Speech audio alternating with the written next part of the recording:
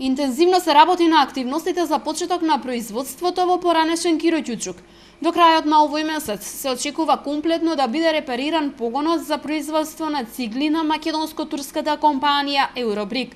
Иако производството беше предвидено да започне уште на стартот од оваа година, сепак лошата состојба во која новите собственици ја затекнале фабриката го пролонгира рокот. Ние бевме спремни, искрено да ви кажам, дојдовме за да го рестартираме погонот без разлика, на одредени проблеми што се појавија таму.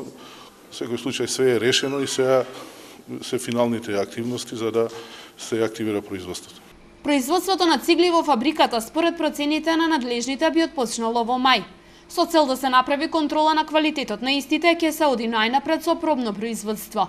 По ова надлежните се надеваат дека работата ќе може да се одвива со засилено темпо. Производство кое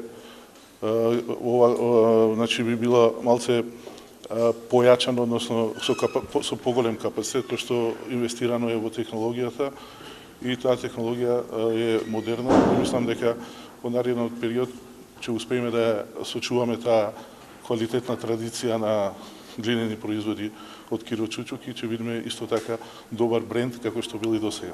Процените се дека на компанијата ќе бидат потребни уште 1,5 до 2 милиони евра за рестартирање на погоните.